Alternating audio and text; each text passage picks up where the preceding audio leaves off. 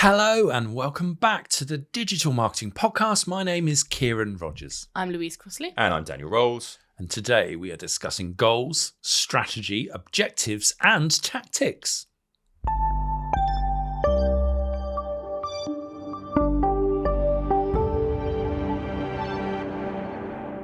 Right, so let's talk GOST.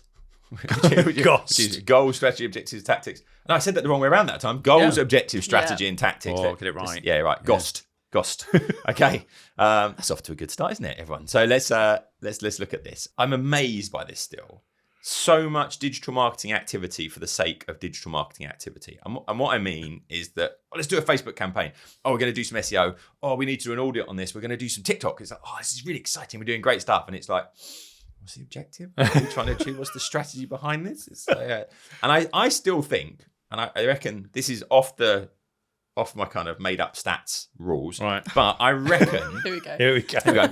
About 80% of digital marketing activity, and I'm really trying to base this on my experience, about 80% of it is just done because we're doing stuff. I'm not sure how many people, even the big organizations you go into, have got a really clearly aligned, these are our goals as an organization. Yeah.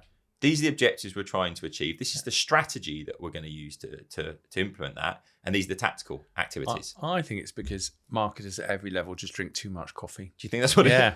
Because coffee does make you frantic, want to do things, doesn't it? Like it's good for that. I'm going to tell a story. We're going to go off at a tangent for a second. So CIM conference. Yeah. I couldn't go and speak at it, and Kieran was going along to speak. Don't bring that up. Okay. And Please bring it up.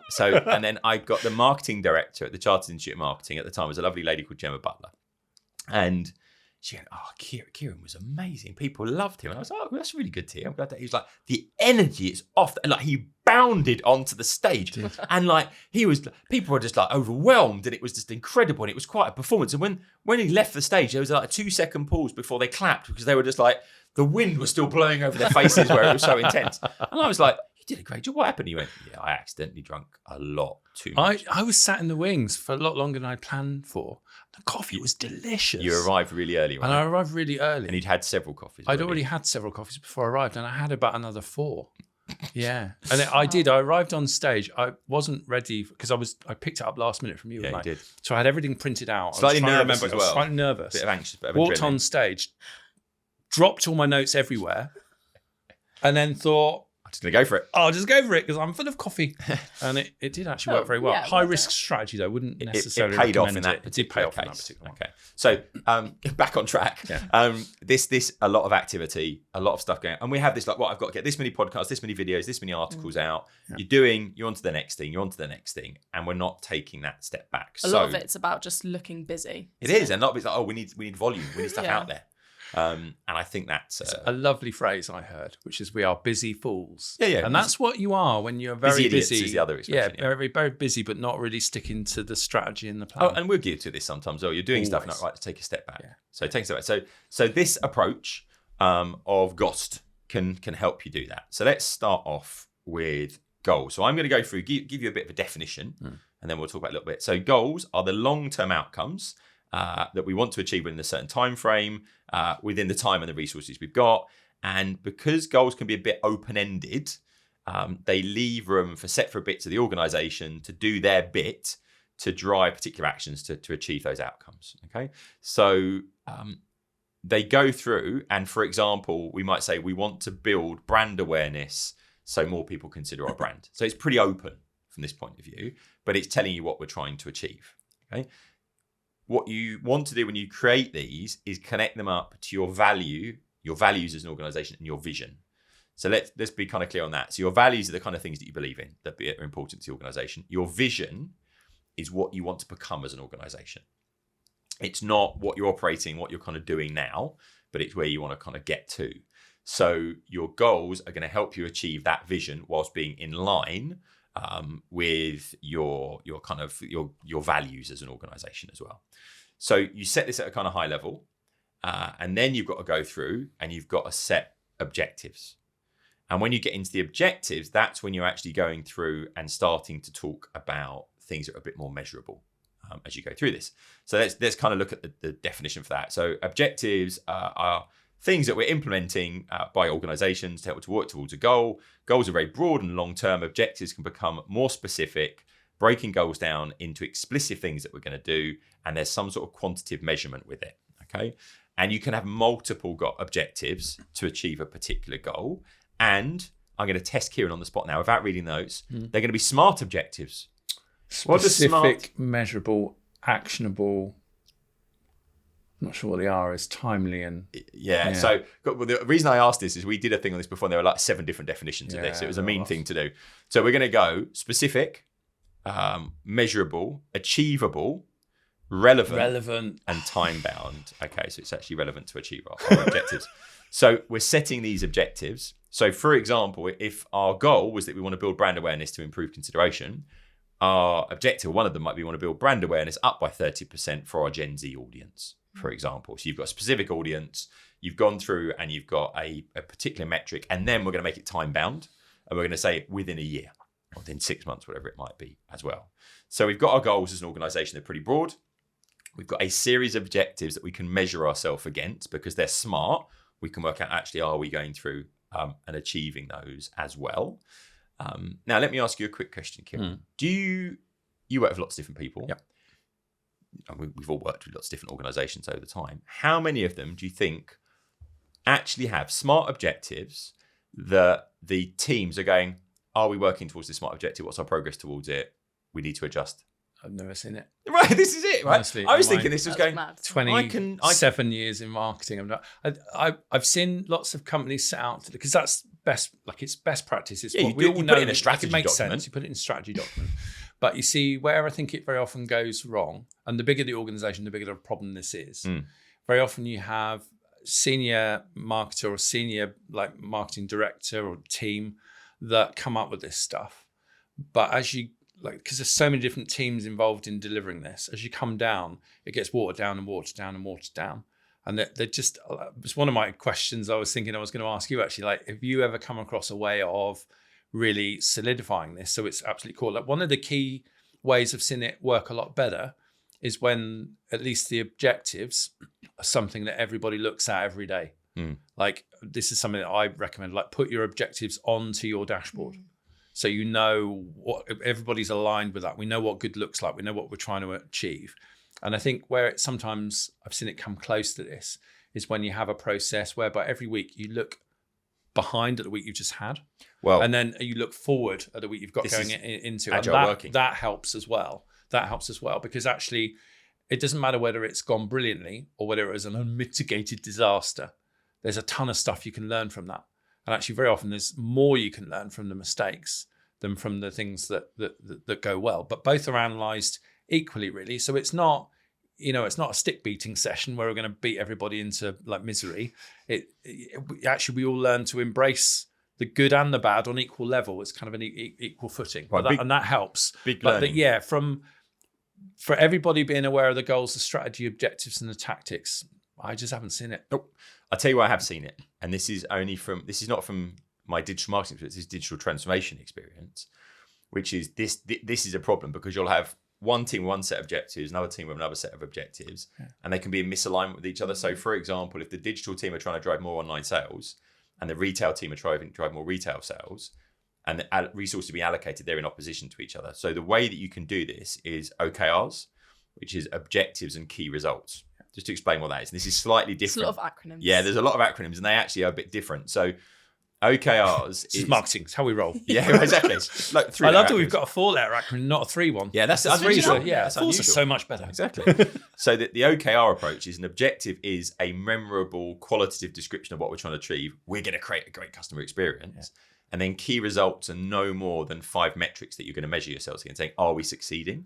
But the key to OKRs is that you have these regular review meetings that says, how have we progressed towards our OKR since our last meeting? What's getting in the way? How are we going to overcome those impediments? And how confident are we going to achieve these? So it bakes in what you've just been talking about into a process, but you can have a different cadence of reviewing them in different parts of the organization.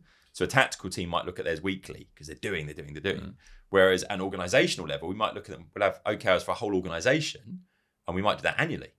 And so, So I'm a senior marketer listening to this podcast. I'm buying into this. Yep. How do we how do we crack this nut? Because this is the nut that I think needs cracking. 2 challenges. Okay. The approach of using the GOST approach is that you need to map out your strategy document, the whole plan, and then you need, exactly as you say, put these things in front of it. We need to do this, by the way. So I'm looking at Louise going, actually, we need to stick this in front of ourselves. Eat our own dog food. Yeah, exactly. Yeah, that's it. So if you're wondering what that expression, dog fooding is this Google thing. And where did you pick it up I don't from there know as where well? I got it from. So I picked Stefan Thoma, who was at Google for 8 years. It opened me up this one. I think Dog it might fooding, be you that I got this from. So dog food is the thing you shouldn't feed something to your dog unless you'd eat it yourself. Yeah. Knowing what my dog eats, that's terrifying. But and it's like, you've got to do this yourself. You've got to live it. So was it Gmail? They all had to use it. yeah. So they said that we don't like Outlook. We're going to build our own email. And it was like, yeah, okay, but your team needs to live in it for 3 months before you launch it. So that's where that came from.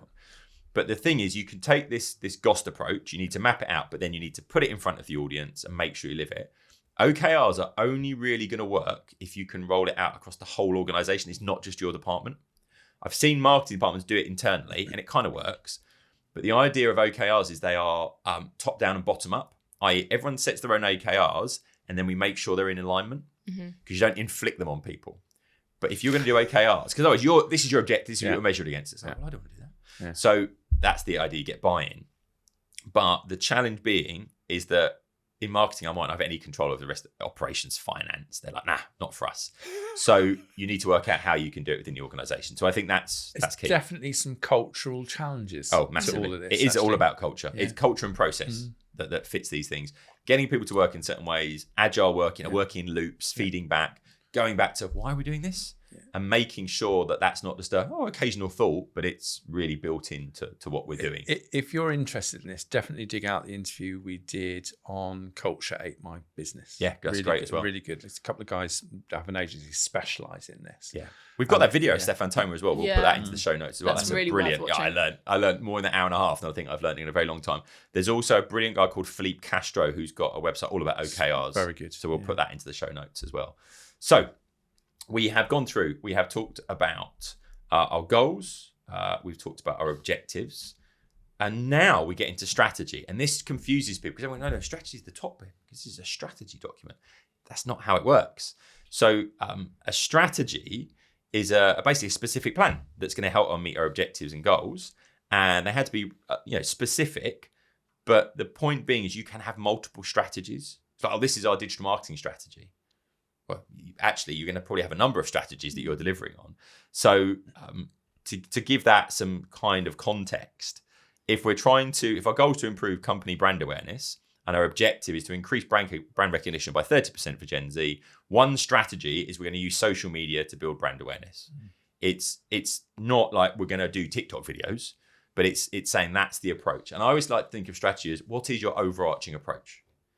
That's it. That's the way of thinking about it. And that makes it a bit easier to contextualize. Because I think, like people do with goals and objectives, they get confused between strategy and tactics. Yeah, and use them this happens a interchangeably. lot, actually, because the tactics are the individual actions that are going to contribute to you to achieving that strategy. Yeah, right? so they all fit inside each other. It should be a kind of a top-down kind of approach. So if our strategy is to use social media to build brand awareness, well then our tactic, we use TikTok videos of educational content to build audience and engagement. It's like a Russian doll. Yeah, it's all inside, or an onion, or anything else beautiful as well. So it's that kind of layered down approach to things. And once you get your head around that, and then you also see that we have got, the other thing that comes with this is mission, vision, and values. We mentioned vision. What do you want to be as an organization? Values, what do we believe and what do we do? The mission is what we do. So you're saying, what do we do as an organization? What do we want to be as an organization? What do we believe in as an organization? Therefore, based on that, what are our objectives? We'll set some goals. We have strategies to deliver on those goals, and then the tactics are the things that we're using to deliver those as well. I think once you get your head around it, it's relatively straightforward, but we don't take the step back. And also, this can be really theoretical if you're not careful, and we need to find ways of living it in the organization. And that's the bit you're talking about in terms of how do you crack this as a marketing director? It's a challenge. Working processes, it's a challenge. Going back to dashboards can help with these kind of things as well. Cultural things of having certain meetings to discuss, how are we getting towards that particular thing. If you're not careful, this just becomes the thing the marketing director bangs on about. Yeah, and it'll be in a document and it will sit on the internet. Away, Oh, yeah. Bottom of the drawer syndrome. Yeah, Okay. that thing. Yeah, so I think it's really important to do this. You do need to map it out in some sort of document. This is our plan, because documenting a plan makes it kind of real. But then you need to find tools and techniques for encouraging people to. And I just think going back to it, and I'm amazed by how much I've learned in the last couple of years of just like, why are we doing this? Like user testing. Oh, right, that's why we're doing it, and that's why it's wrong. But we've done all this analytics analysis and used all these great tools and blah, blah, blah. And it's like, yeah, let's just get our audience to look at stuff. It's a similar kind of thing. It makes you take a step back to the fundamentals of why you're doing stuff. Needs life breathing into it. Like it can't be the Pinocchio. It needs to be a real boy, right? Right, yeah, okay. That's an interesting analogy. I like that one. Right? To watch my nose for a long time. Exactly. so let's do a bit of a summary.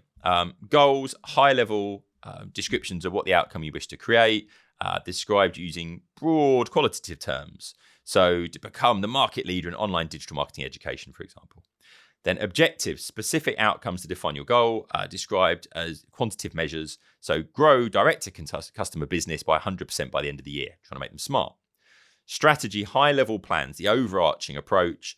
So in this case, innovate our learning platform to leapfrog the competition. And then tactics, specific actions we're going to take to go through and achieve those goals. So run comparative campaigns to show our innovations as we launch them as opposed to our competitors. So hopefully that gives you a bit of structure. We'll put all this stuff into the show notes as normal, targetinternet.com/podcast. And as ever, thank you for listening to the Digital Marketing Podcast, and we'd love to hear your opinions. Please subscribe for more videos like this and visit targetinternet.com for more free digital marketing resources.